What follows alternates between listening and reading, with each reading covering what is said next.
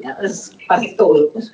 En el día de hoy vamos a tener la primera charla y el taller con respecto a la utilidad de POCUS en obstetricia y particularmente en anestesia obstétrica. La charla será presentada por la doctora Dayana Quintero, que fue asesorada por la doctora Laura Vázquez. Esperamos contribuir en el desarrollo de esta capacidad que hemos de tener hoy día todos. Gracias, profe Nuri, gracias, profe Liana, pues por la presentación, y queremos que el día de hoy, a través de la fisiología y los conceptos de POCUS, podamos hacer cuáles son los escenarios críticos y cómo puede ser una herramienta para impactar en los desenlaces maternos y fetales. Agradezco a mi asesora, la doctora Laura Vázquez, quien hizo un esfuerzo significativo para que sacáramos esto adelante. A su vez, quiero agradecer a los profes de anestesia cardio, que aunque no estoy rotando en anestesia cardio en la clínica Medellín, estuvieron siempre pendientes para que esto saliera adelante. Muchas gracias. Entonces, para comenzar, hablaremos de por qué es importante este tema, cuál es el impacto que ha tenido, la evidencia que hay en esta población, y lo desarrollaremos a través de un caso clínico, en el cual abrimos los micrófonos para su participación. Hablaremos del POCUS cardíaco en las pacientes gestantes, cuáles son los aspectos a tener en cuenta, el POCUS pulmonar y finalmente cómo un POCUS gástrico nos puede definir el riesgo de broncoaspiración y la validación en esta población. Finalmente, unas conclusiones. Entonces, para comenzar, vamos a tener unos contextos específicos, y es que estas maternas también tienen el riesgo de presentar otras patologías cardiovasculares, como por ejemplo dolor torácico o colapso hemodinámico. A su vez, usted podría utilizar la herramienta del POCUS para definir cuáles van a ser sus ayudas y cómo lo va a enfocar. Es importante tener en cuenta que no hay estudios propiamente validados en maternas. Lo que se hace es extrapolarlo de la población en general y ver si hay algún rasgo pues, de confidencialidad entre ellos, si son válidos estos datos. A su vez, a nivel pulmonar, el enfoque de la disnea, que a veces puede ser un reto tanto para el obstetra como para el anestesiólogo, el POCUS puede ser su herramienta. Siempre, y esto queremos dejarlo claro, que va a estar asociado a la clínica de su paciente. Y finalmente el riesgo de broncoaspiración y saber que por esos cambios fisiológicos uno podría tener el riesgo aumentado, sí o no, y cómo puedo llenarme de herramientas para poder enfocar estos casos. Entonces, vamos a empezar hablando de la patología cardiovascular y el embarazo. A pesar que las principales causas de mortalidad en las pacientes gestantes en nuestro país siguen siendo los trastornos hipertensivos y la hemorragia obstétrica, dentro de las principales 5 causas están la cardiopatía, y en países desarrollados sigue siendo la principal causa de mortalidad. A pesar de que no es tan común, solo afecta del 1 al 4%, cuando se presenta la mortalidad aumenta hasta un 15%. Y a su vez hay un factor de riesgo asociado, y es que cada vez mujeres con edad materna avanzada, con diabetes, con hipertensión y cardiopatías congénitas que llegan a la edad adulta, se embarazan. Entonces es ahí donde el POCUS, como una herramienta, puede ayudarnos a enfocar estas patologías. Listo. Vamos a enfocarlo desde un caso clínico para el cual eso es de la literatura, pero le hicimos algunas adaptaciones para nuestro contexto y los casos que vemos día a día. Vamos a aprender a través de él. Entonces, se trata de una paciente de 37 años que es ama de casa, es residente en Medellín, pesa 78, mide 1,63, con un índice de masa corporal de 29. Es O positiva, y el motivo de consulta es que está en su 4ª gestación con antecedente de un parto previo y 2 cesáreas previas. Actualmente tiene un embarazo de 32 más 2 semanas y ella dice que en la mañana de hoy desde ayer empezó con sangrado, el cual era abundante. En la tarde continuó, pero en menor cantidad. Resulta que al examen físico y a la revisión por sistemas que le hace el ginecólogo, es clara en decir que tiene cefalea holocraniana asociada a tinnitus y que ya se ha tomado 1 gramo de acetaminofén cada 8 horas y no le mejora. No tiene actividad uterina y niega otras pérdidas vaginales a excepción del sangrado. Como antecedentes relevantes, el obstetra se da cuenta que tiene un embarazo de alto riesgo porque en los múltiples seguimientos el bebé viene con restricción del crecimiento intrauterino.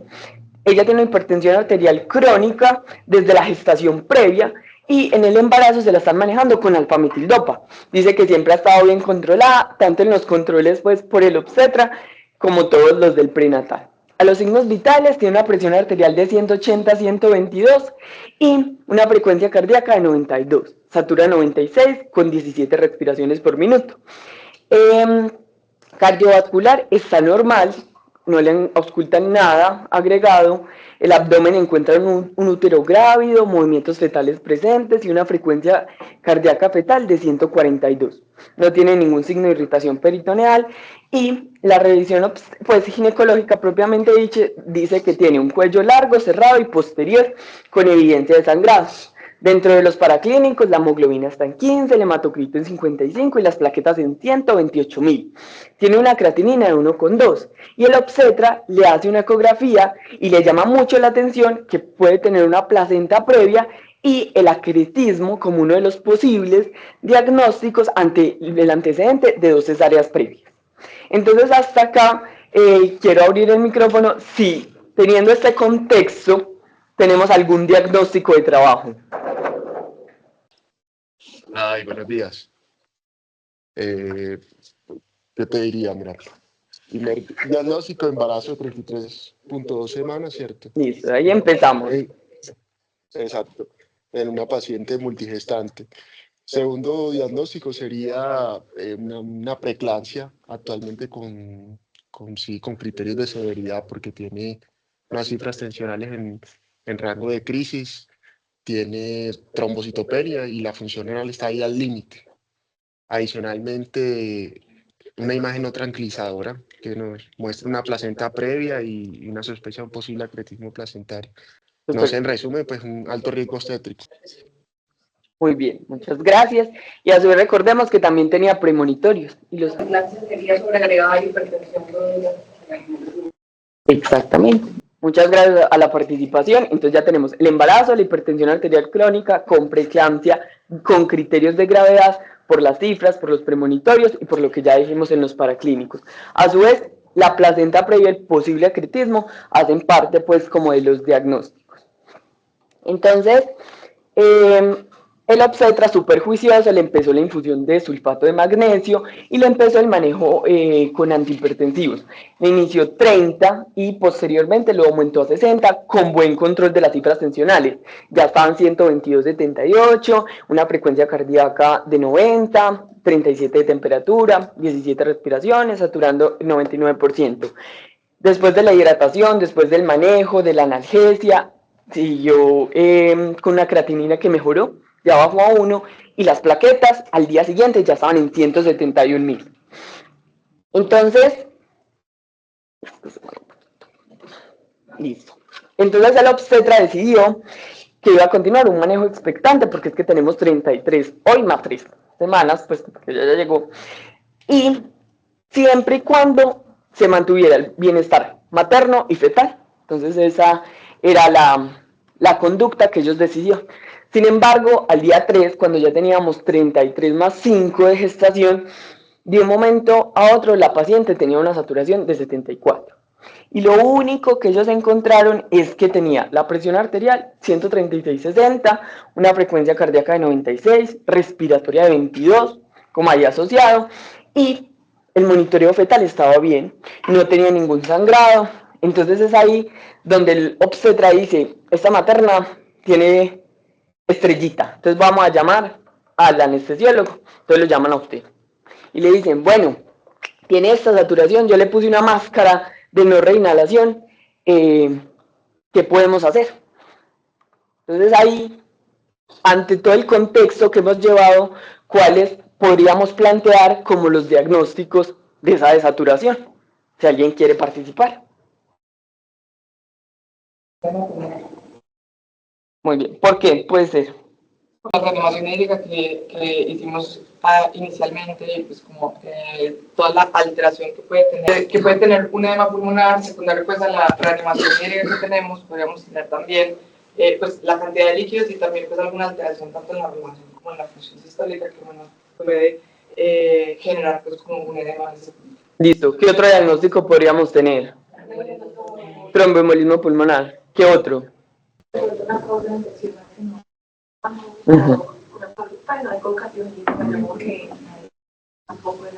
Entonces ya más o menos vamos enfocándolo. Entonces uno ahí se tiene que llenar de razones y es ahí donde vamos a utilizar las herramientas que veremos el día de hoy.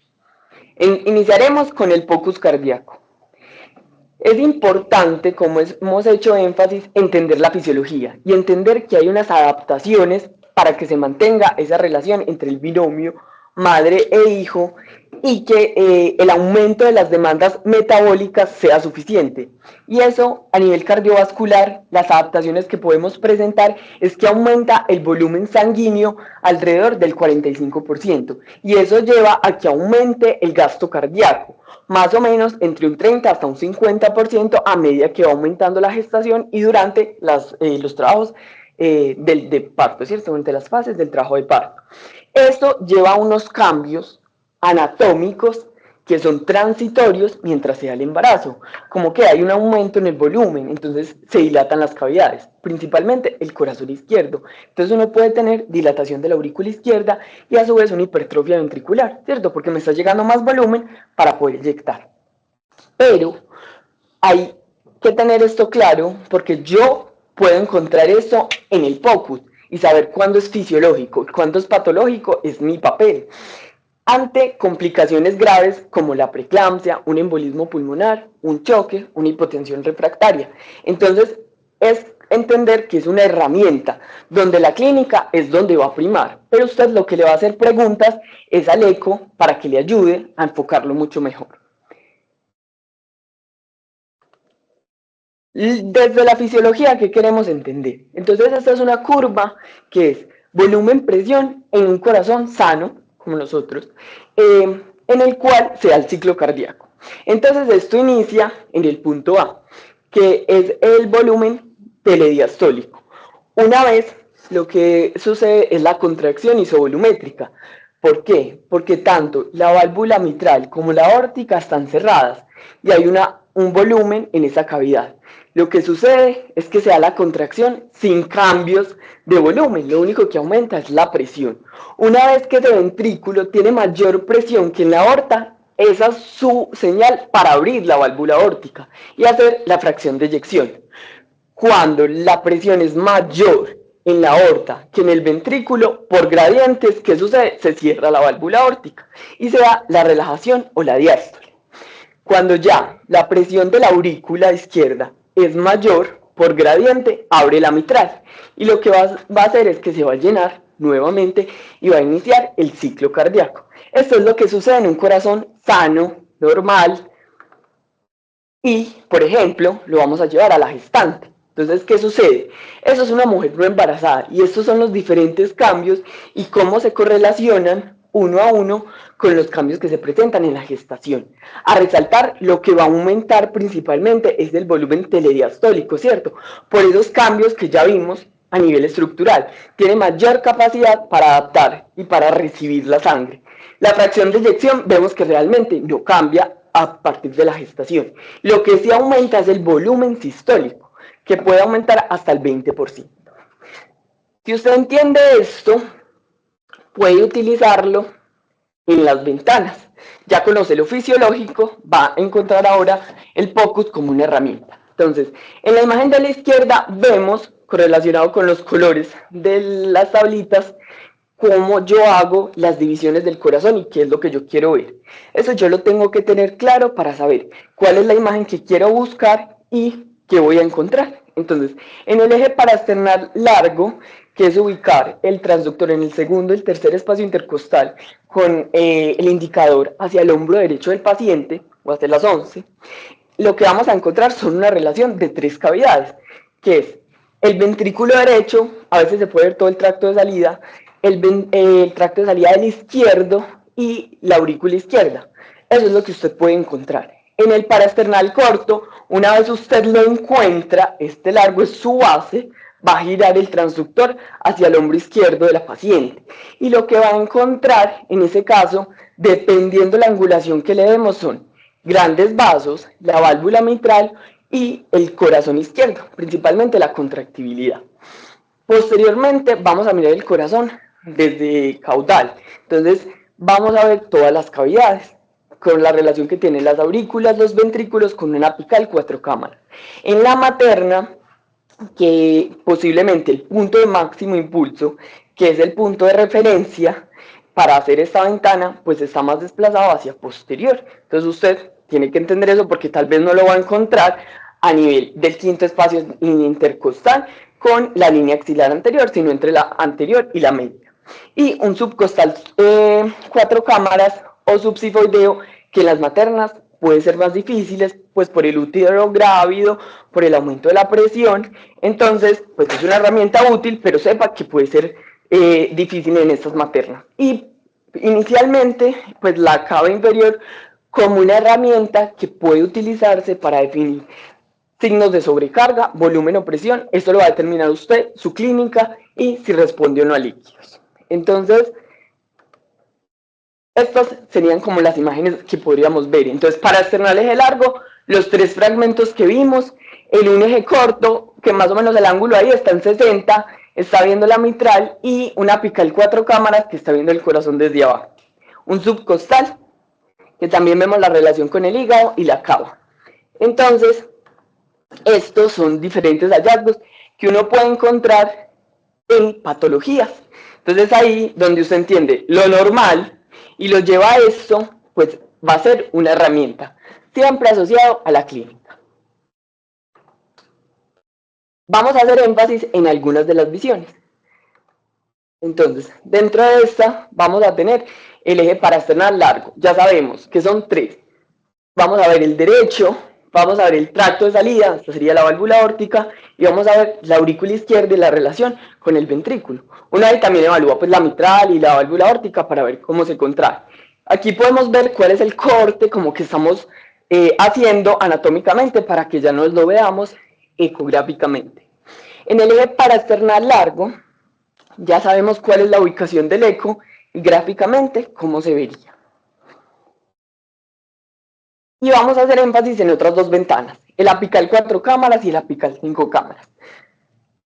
Ya conocimos cómo se hace esta ventana en la materna, ¿cierto? Con el indicador que va más o menos entre el hombro izquierdo y a las 3 del reloj, quinto espacio intercostal izquierdo, y lo que usted va a ver es la relación que hay entre las aurículas, los ventrículos, y a su vez puede evaluar cómo están las válvulas y la contracción, ve el tamaño y la relación que hay entre el derecho y entre el izquierdo, que acá lo podemos ver gráficamente. Este va a ser su base para sacar un 5 cámaras. Una vez usted encuentra una apical 4 cámaras con la mejor visión, lo que va a hacer es bajar la cola del transductor y va a abrir el tracto de salida, que es el apical 5 cámaras. Entonces acá lo vemos súper bonito, que vemos el tracto de salida de la aorta, pues esta es la válvula aórtica, y vemos el tracto de salida. Este va a ser su basal para utilizar una medida que no solo es cualitativa, también vamos a tener una medida cuantitativa, que es el BTI. El BTI es una integral y lo que nos va a medir es velocidad. Velocidad es qué tan rápido yo recorro un área en una unidad de tiempo. Eso es como nuestro concepto. Es qué tan rápido sale la sangre a través de ese tracto de salida por unidad de tiempo, por cada latido. Eso se hace a través de un pulsado. Y vamos a ver gráficamente cómo se puede ver. Lo que uno hace es encontrar 4 cámaras, baja la colita, 5 cámaras y más o menos entre 0.5 a 1 centímetro de la válvula aórtica le va a poner color para que sepa que es azul porque se está alejando, y va a pedir pulsado tratando de alinear lo máximo los ejes del eco. Le va a dar caliper o según el eco que tenga, ¿cierto? Para hacer una medida. Y ellos le ponen ahí medida cardíaca, tracto de salida. Es ahí donde es importante conocer qué ecógrafo tenemos y cuáles son las herramientas que nos brinda. Entonces en este video, que ya se los vamos a mostrar de nuevo, lo que él hizo fue 4 cámaras y posteriormente lo sacó a un 5 cámaras. Dejar de compartir. Lo sacó a un 5 cámaras, le puso color y nuevamente le puso pulsado. Y antes de pulsado, lo que hizo fue utilizar caliper, medida del tracto de salida, y ahí fue donde lo usó. Ahora sí, gracias, salí. Entonces, aquí lo vamos a ver, porque queremos que sean, además de eso, pues algo cuantitativo y usted se llene de motivos. Entonces, 4 cámaras, le puso color, pulsado, lo ubicó más o menos entre 0.5 a 1 de la aorta, lo dejó en ese tracto y después lo que hizo fue irse a su ecógrafo, pedir cuál era el tracto de salida y lo midió gráficamente.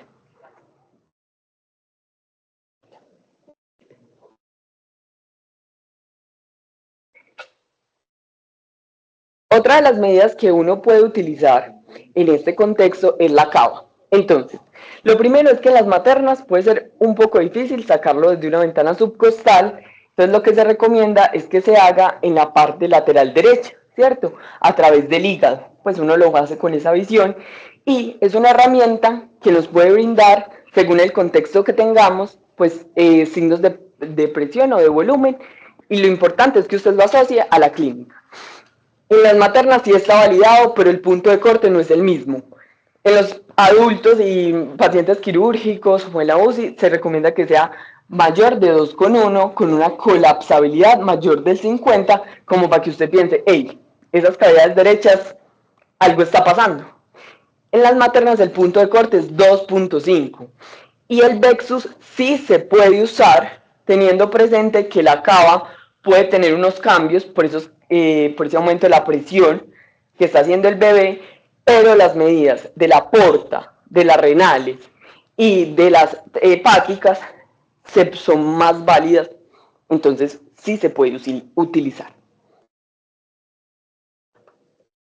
Entonces, volviendo a nuestro caso de la paciente, resulta que el anestesiólogo vino a la charla súper juicioso y a la práctica y le hizo esto. No sé si alguien quiere participar, decir como qué ve, qué visión es, todo. Si quiere abre el micrófono, si alguien quiere hablar. Dave, bueno, pues lo que yo, ahí estamos entonces un par external eje largo, bueno, ahí ya se cambió el eje corto, muy bien. Pero en el eje largo lo que sí me llama la atención es que como nos explicabas al principio que se debía tener, como conservar la proporción entre los 3 niveles, no se está como conservando. Y lo que veía ahora que me llamaba la atención es que veía algo de hipoquinesia, no sé si aquinesia, no, hipoquinesia, en esas paredes del ventrículo izquierdo. Súper bien, muchas gracias por la participación. Entonces, evidentemente, uno sí le llama la atención, como que es izquierdo, tanto en los dos ejes, no se mueve igual. Y algo del Doppler, ¿cierto? Como que si hubiera algo de compromiso de la mitral. Y esta es la foto. Es un jet de regurgitación que más o menos le llega hasta el 40% de la aurícula. Y es mitral. No hay ningún cambio fisiológico que pudiera explicar esto. Entonces usted dice, algo aquí está pasando. Entonces, el anestesiólogo dijo, pero yo tengo que tener más herramientas. Para eso repasó el focus pulmonar. Nos vamos a ir del ápice a la base.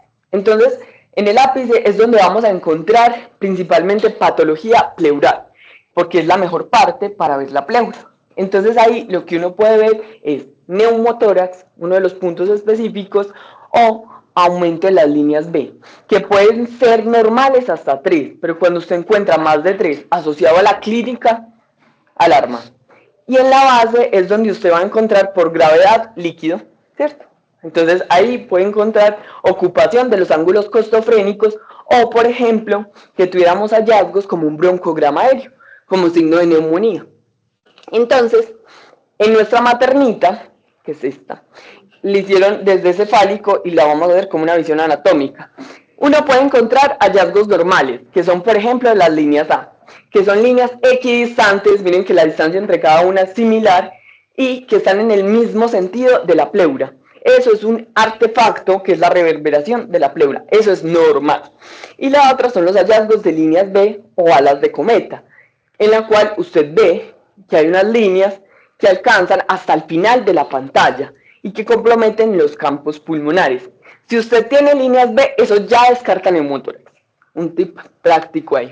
Y ya en la base lo que vamos a tener, por ejemplo, es líquido, ¿cierto? Y por ejemplo vemos acá que podemos ver la espina. Eso no es normal. Eso tiene que ser una persona supremamente delgada para que uno le pueda ver a través del pulmón la parte posterior. Entonces de ahí le dice, aquí hay algo, ¿como qué? Un derrame. Y la otra son cambios asociados en ese parénquima como si fuera similar a la densidad del hígado. Eso es signos de broncograma. Entonces, uno puede tener hallazgos normales o anormales. Ya vimos las líneas A y estas que se llaman las líneas Z, que es como si fueran alas de cometa, pero no llegan hasta el final de la pantalla. Y eso es normal. Anormal, como que algo súper sensible y específico, el punto pulmonar. Y es la diferencia entre una pleura que se mueve y otra que no. Eso ya le dice su paciente tiene neumotórax. Y lo que ya vimos, líneas B. El protocolo Blue es un protocolo que nos define tres perfiles: perfil A normal, perfil B aumento de sobrecarga, sobrecarga de volumen, y el perfil C, que es como los hallazgos como derrame o consolidaciones. En ese contexto, ellos crearon un algoritmo que es según los hallazgos, que es definir, primero, ¿tiene o no sliding? ¿Cuáles son los hallazgos que tengo? Líneas A, líneas B, o por ejemplo tengo un derrame o tengo signos de neumonía ecográficamente. Lo que ellos hacen es preguntarse si funciona o no en la materna, y la respuesta es que sí, porque no hay ninguna diferencia entre un pulmón de un edema agudo de pulmón de un adulto quirúrgico al de una materna. Entonces, a pesar de que no está validado, sí se puede extrapolar. Entonces, el anestesiólogo le hizo este pulmonar.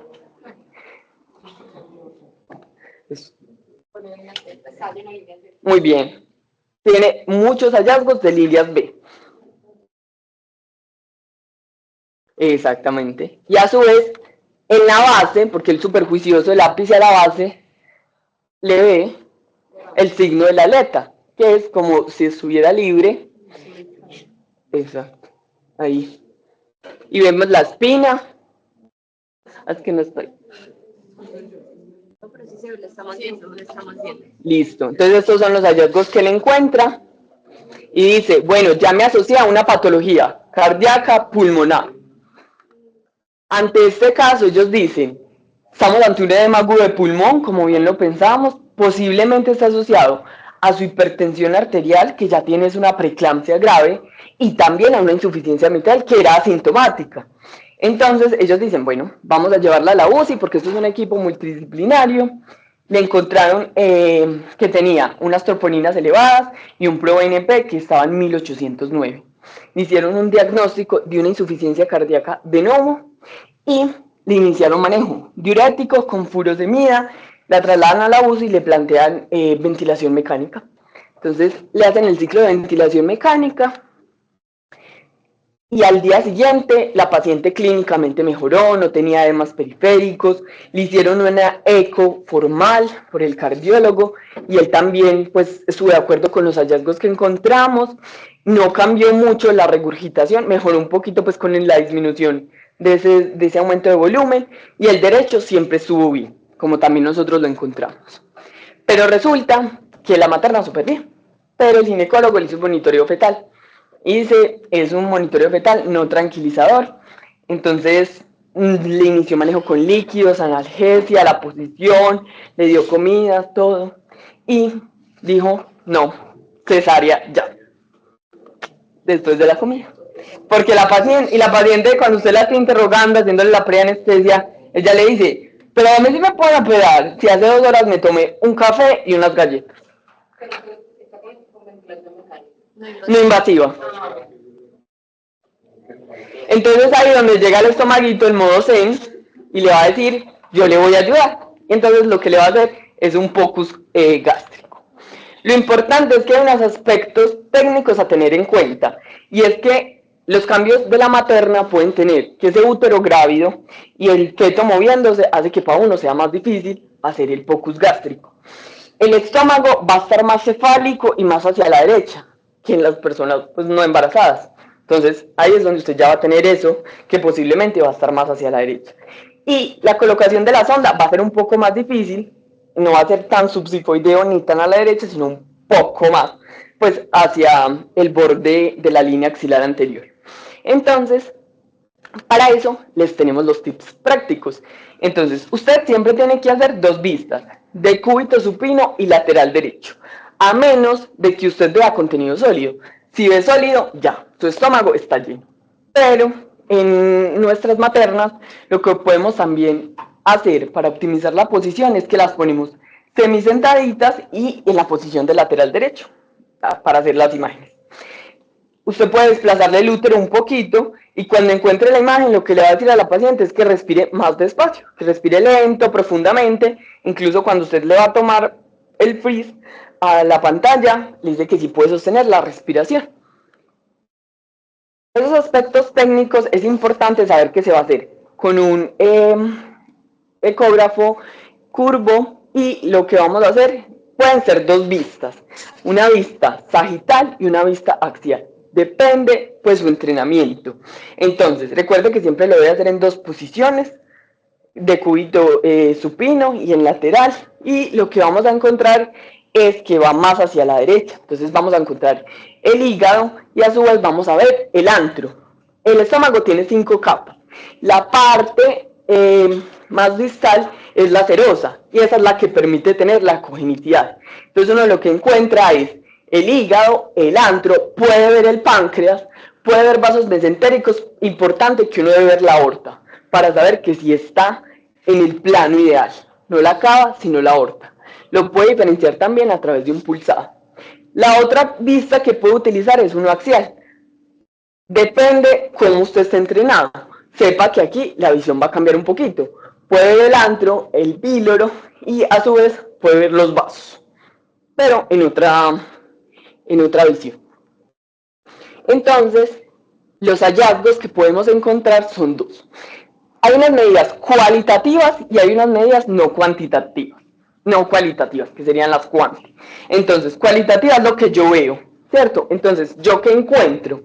Que al hacer esto, las capas están totalmente adheridas, porque es un estómago vacío. Entonces lo vemos como en ojo de buey, como vemos acá, claramente, en el cual la serosa está totalmente adherida a ella porque no tiene contenido. Y la otra es cuando hay ingesta de líquidos claros. Uno también deglute aire. Entonces lo que se conoce es como la noche estrellada. Entonces es que se abre la capa y lo que uno encuentra es que hay contenido hipodenso y también como unas estrellitas. Entonces piense que tiene líquido claro. Y el siguiente es, por ejemplo, las ingestas recientes o los sólidos. Lo que vamos a encontrar son muchas densidades, ¿cierto? Entonces, por ejemplo, el estómago acabó de comer y lo que va a encontrar es que no hay transducción hacia la parte posterior. Y acá lo que vemos es que está lleno completamente, está hiperdenso en este contexto. Ya vimos lo cualitativo. ¿Qué otra herramienta sería? La cuantitativa. Y es que usted le va a medir el área de ese antro que encontró, ¿cierto? Entonces lo que hace es que utiliza su ecógrafo y va a señalar cuál es la medida de la serosa, ¿cierto? Que es la que está acompañando. Eso le va a dar un área. Esa área lo que usted va a hacer es llevarlo a una tabla. Esta tabla está validada en la población obstétrica y se puede utilizar. Entonces, por ejemplo, usted lo que lleva es la edad de su paciente y cuál fue el área. Entonces, en este caso, nuestra paciente tiene 37, 30 y le encontró que tenía un área de 6. Entonces vemos que está en la parte verde, o sea que posiblemente lo que tiene ahí es líquidos claros. Y esta es la clasificación, usando esos dos factores de riesgo. Uno, si usted vio totalmente adherido, si vio compromiso de líquido o si vio compromiso de sólidos. Otra herramienta práctica es multiplicarlo por 1.5 cc por kilo para saber, según esa área transversal, cuánto es la cantidad de líquido que posiblemente tenga nuestra paciente. Entonces ya sabemos, grado 1 está vacío, bajo riesgo. Y el otro extremo del semáforo sería que usted vea sólidos, alto riesgo. El de la mitad sería usted ve líquidos claros, de una noche estrellada. ¿Cuánto? ¿Tengo riesgo? ¿No tengo riesgo? Para eso lo que va a utilizar sería 1.5 cc por kilo. Si es mayor de eso, alto riesgo de broncoaspiración en ese contexto. Entonces, a la luz de la evidencia que tenemos, este es un estudio súper bonito publicado por la Universidad de Toronto, en el cual ellos lo que hicieron fue comparar si estos valores que tenemos en las pacientes quirúrgicos se podían extrapolar a las maternas. Y, grata sorpresa, si se pueden extrapolar, vemos que no hay diferencias significativas. Y además de eso, a pesar de que es un estudio de pocos pacientes, eran 103, dicen que cuando usted en decúbito lateral le encuentra un área mayor de 10,3, ojo, bandera roja. Y este es como la evidencia en el cual el POCUS gástrico sí se puede utilizar. Miren que ellos lo dicen muy claro, niños, pacientes obesos, no obesos y obstétricas. Entonces nos llenamos eso. Algo que también quiero hacer énfasis es lo que dice la ADRA. La ADRA dice, sí, úselo, pero sepa cuándo lo va a usar. Y es que no vale, pues no tiene sentido hacérselo a una materna que no tiene factores de riesgo, que es selectivo, o sea, porque usted podría confundirse, porque la interpretación y el entrenamiento a veces no lo logramos. Entonces solamente debería usarlo, por ejemplo, si está en trabajo de parto, si usted cree que podría llevarla a una anestesia general o, por ejemplo, usted dice es una cesárea emergente, ya, en ese contexto, y el que usted tenga dudas, pero no de rutina a todas las pacientes obstétricas. Finalmente, nuestra maternita tenía este POCUS gástrico. ¿Qué le vemos? Muy bien, tiene el ojo de buey. Y vemos que es súper bonito porque el anestesiólogo tuvo la capacidad de ver el útero y el bebecito. Es súper juicioso. La llevaron a una cesárea, le pusieron anestesia combinada, sangrado aproximado de 850, no hubo complicaciones maternas ni neonatales y la llevaron a la UCI para hacerle todo el seguimiento, tanto pues a la mamá como al bebé, y le fue bien. Finalmente, quiero que les quede pues como enseñanzas que la fisiología va a ser el papel protagónico, que usted entienda lo normal y sepa cuándo se debe alertar. Utilizar el POCUS puede ser una herramienta válida, haciéndole preguntas claras, concisas y asociado pues a la clínica y a la fisiología, que es lo más bonito. La patología cardiovascular es presenta desenlaces adversos en nuestras maternas, por eso es ahí la importancia de un paso adelante. Sepa quién lo puede hacer, utilice el POCUS cuando lo tenga que hacer, porque a veces lo que uno tiene es un basal y de ahí puede partir. Lo tenía, no lo tenía, tenía la insuficiencia mitral de antes.